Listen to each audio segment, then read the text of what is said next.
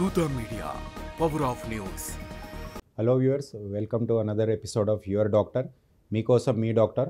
I'm doctor Nikhil Kumar Chokam, consultant neurosurgeon, brain and spine specialist, Gautam neuro care, Hyderabad. ఎప్పటిలాగే ఈ వారం మన guest doctor Ramana. He is a psychiatrist.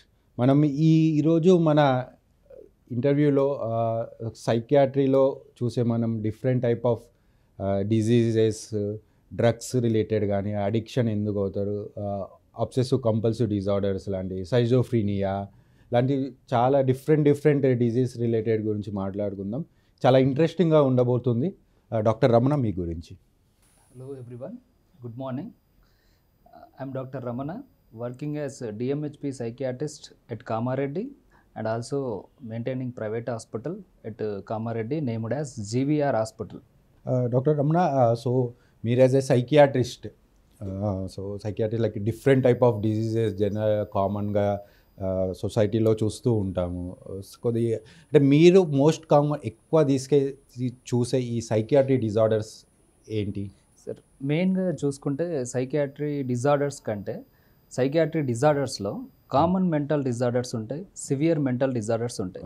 Common mental డిజార్డర్స్లో ఏమొస్తుందంటే మనకి రెగ్యులర్గా మనం సిచ్యువేషనల్గా ఫేస్ చేసేవి ప్యానిక్ అటాక్స్ కానీ, యాంగ్జైటీ, ఆందోళన రోగం కానీ, లేదంటే ఏదైనా సిచ్యువేషన్ ఎదురైనప్పుడు తట్టుకోలేని స్థితి వస్తుంది వాళ్ళకి. గుండెదడ ఎక్కువైపోవడం, లేదంటే పబ్లిక్ ప్లేసెస్కి వెళ్ళకపోవడం, ఇట్లాంటి సిచ్యువేషన్స్. ఏదైనా ప్రతికూల పరిస్థితి అంటే ఏదైనా మనకు ఆపోజిట్కి ఏదైనా సిచ్యువేషన్ కానీ ఏదైనా జరిగిందంటే తట్టుకోలేని స్వభావం. దాని ద్వారా ఏమవుతుందంటే మన హార్ట్ బీట్ మన కంట్రోల్లో ఉండకపోవడం, కాళ్ళు చేతులు వణకడం, ఇలాంటి సిమ్టమ్స్. సో యాంగ్జైటీ, ప్యానిక్ అన్నారంటే మనం స్టేజ్ ఫియర్ అంటాము. Stage fear, any situational. Okay doctor Ramana, అంటే మరి ఇలాంటి చాలా మందికి చూస్తుంటాము, సిచ్యువేషన్ బట్టి యాంగ్జైటీ ఫీల్ అవుతారు, ప్యానిక్స్ అటాక్, ఇవన్నీ ఎలా ఓవర్కమ్ అవ్వాలి అంటారు? ఎలా ఓవర్కమ్ అవుతామంటే మనం రిపీటెడ్గా ఎక్స్పోజర్తోనే ఓవర్కమ్ అవుతాం. డెఫినెట్గా రిపీటెడ్గా ఎక్స్పోజర్తోనే. కానీ కామన్ సైన్స్ ఉంటాయి. అంటే కామన్ మెంటల్ డిజార్డర్స్లో ఒక కామన్ సైన్స్ ఏముంటాయి, ఒక వాళ్ళకి నిద్రలేమి కానీ, లేదంటే టెన్షన్, ఇప్పుడు యాంగ్జైటీ చెప్పినాం. ఇంకా కామన్ మెంటల్ డిజార్డర్స్లో ఏమేమి వస్తాయి సార్? కామన్ అంటే యాంగ్జైటీ, ప్యానిక్ అటాక్స్, నిద్రలేమి, షివరింగ్, స్వెట్టింగ్, హార్ట్ బీట్, మామూలుగా ఒక లిమిటెడ్ పీరియడ్ ఆఫ్ డిప్రెషన్, అంటే సోషల్ విత్డ్రాల్ అట్లాంటి లిమిటెడ్ పీరియడ్లో ఉంటే మోడరేట్ డిప్రెషన్. సో అదే చూస్తుంటాము చాలామంది. అదే మీరు అన్నట్టు యంగ్ పీపుల్ కానీ లైక్ ఇలాంటి స్టేజ్ ఫియర్ వల్లనే వాళ్ళు లైక్ కెరీర్లో ఫార్వర్డ్ ముందుకు వెళ్ళలేకపోతున్నారు. సో ఇలాంటి వాళ్ళ కోసం మీరు ఎలాంటి సజెషన్స్ ఇస్తారు? దీనికి సపరేట్గా ఏముంటుంది అంటే కోపింగ్ స్ట్రాటజీస్ ఉంటాయి సార్. మనకు ఒక సిచ్యువేషన్ ఎదురైతే దాన్ని ఎలా డీల్ చేయాలి అన్నది ఒకసారి మనకి సిచ్యువేషన్ ఎదురైనప్పుడు వాళ్ళు బలహీన పడిపోతారు. అయ్యో ఇక నేను తట్టుకోలేని స్థితికి వెళ్ళిపోతూ ఉంటారు. కానీ అలా చేయడం తప్పు. మనం కోపింగ్ స్ట్రాటజీస్ని, ఒక డిఫరెంట్ స్ట్రాటజీని వెతుక్కుంటూ అది మనకి ఏదైతే సిచ్యువేషన్ ఇబ్బంది కలిగించిందో దాన్ని అంటే మనం రెస్పాన్స్ అంటే మనము దాన్ని ఎదుర్కొంటేనే దానికి సరైన ఇంకా మనము కోపింగ్ స్ట్రాటజీస్ అనేటివి మనము వస్తూ ఉంటాయి.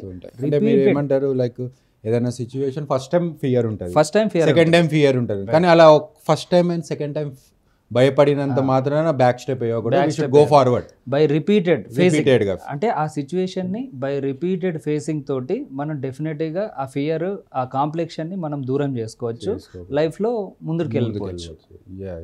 సో చాలా చక్కగా ఇచ్చారు స్ట్రాటజీస్ యంగ్ పీపుల్ కోసం. ఇప్పుడు చాలా కామన్గా చూస్తుంటున్నాము ఈ యాంగ్జైటీ, ప్యానిక్ అటాక్స్ గురించి. ఇంకోటి కొద్దిగా సివియర్ సైకియాట్రీ ఒక డిజార్డర్ ఉంటుంది, సైజోఫ్రీనియా అని చాలా మందిలో డయాగ్నోసిస్ చేసి ఉంటారు. సో ఈ సైజోఫ్రీనియా అనేది అంటే ఎందుకు ఇది ఇప్పుడు సొసైటీలో చాలా బర్డెన్గా అయింది? సైజోఫ్రీనియా అంటే ఈ సైజోఫ్రీనియా అంటే ఏంటి? సైజోఫ్రీనియా అంటే ఇది ఒక సివియర్ మెంటల్ డిజార్డర్. దీంట్లో ఏముంటాయి అంటే ఇనిషియల్గా భ్రమలు, భ్రాంతులు ఉంటాయి, హాలుసినేషన్స్, డెల్యూషన్స్. అంటే అతను ఏదైతే తప్పు, ఏదైతే కరెక్ట్ కాదో, ఏదైతే అది నిజం కాదో దాన్ని బలంగా నమ్ముతాడు, అదే కరెక్ట్ అని ఫీల్ అయిపోతాడు. సో వాళ్ళకి ఎలా ఉంటుందంటే వీళ్ళు మామూలుగా ఎవ్వరు ఒక నార్మల్ ఇండివిజువల్ సైజోఫ్రెనిక్లా మారరు, కానీ సిచ్యువేషన్ బట్టి మన దగ్గర వాళ్ళు చనిపోవడం కానీ లేదంటే ఎగ్జామ్లో ఫెయిల్ అయిపోయి బాగా ఆలోచించినప్పుడు ఒత్తిడికి లోనైనప్పుడు మన మెదడులో ఉన్న న్యూరో ట్రాన్స్మిటర్స్, ఎగ్జాంపుల్ డోపమిన్, ఈ డోపమిన్ ఇంప్లికేషన్ వల్ల, ఈ డోపమిన్ ఇంబ్యాలెన్స్ వల్ల బ్రెయిన్లో వచ్చే మార్పులతోటి మనకి ఏం జరుగుతుంది అంటే ఈ పాజిటివ్ సిమ్టమ్స్ ఆఫ్ స్కిజోఫ్రీనియా వస్తాయి. అంటే పాజిటివ్ సిమ్టమ్స్ ఎలా ఉంటాయంటే హాలుసినేషన్స్, డెల్యూషన్స్, అక్కడ ఏముండదు కానీ అక్కడ నుంచి మనకు హాలుసినేషన్ డెల్యూషన్స్ అంటే ఒక్కసారి మన వ్యూవర్స్ కోసం అంటే ఈ హాలుసినేషన్ అంటే ఏంటి?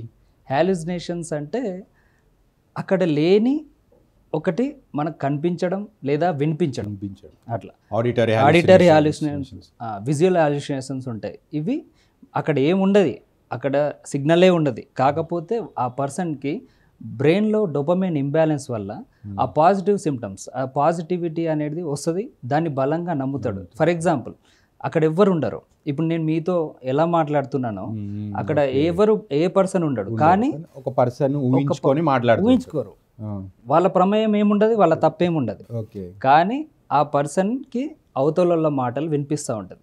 అది 1% అయినా కావచ్చు, లేదు 1% అయితే ఇతని గురించి మాట్లాడుతూ ఉంటాడు, నువ్వు ఆ పని చేయి ఈ పని చేయి అని చెప్తా ఉంటాడు.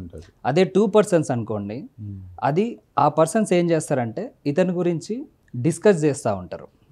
వీడు ఇలా ఉన్నాడు, అలా ఉన్నాడు, అది చేస్తున్నాడు, ఇది చేస్తున్నాడు, అంటే రన్నింగ్ కామెంటరీ ఇది.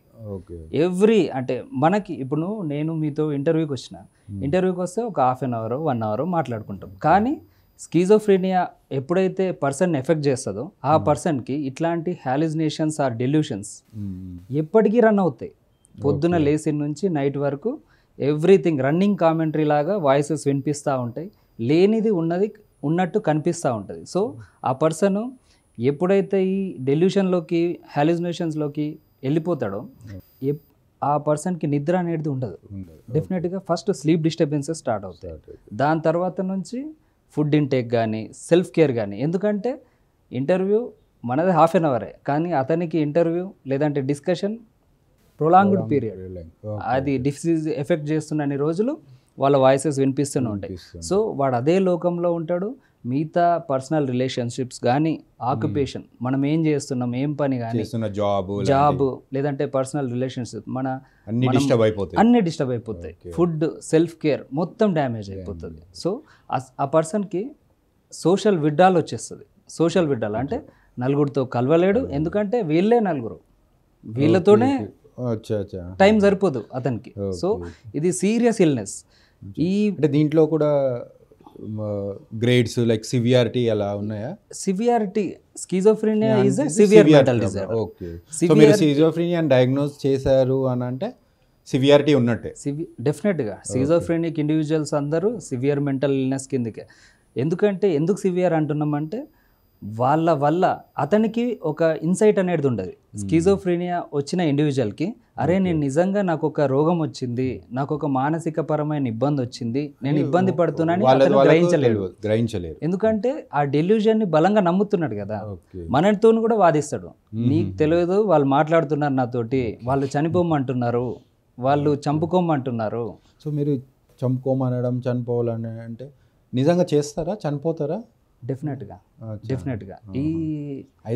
ఈ సివియర్ మెంటల్ ఇల్నెస్లో సూసైడల్ టెండెన్సీస్, ఇట్లా ఈ హాలుసినేషన్, ఈ వాయిసెస్ వినిపించడం వాళ్ళలో వాళ్ళు తట్టుకోలేక మన గురించి వాళ్ళకి తెలిసిపోతుంది మొత్తం అనేది, వాళ్ళకు ఒక సస్పీషియస్నెస్ బిహేవియర్ అనేది డెవలప్ అయిపోతుంది. సో నువ్వు స్లీప్ పడుకుండే టైంలో కానీ తినే టైంలో కానీ వాళ్ళు పర్సనల్ స్పేస్ ఉండదు వాళ్ళకి. ఎవ్రీథింగ్ నన్ను ఒక 2 కళ్ళు వాచ్ చేస్తున్నాయి అనే ఉద్దేశంతో ఉంటారు.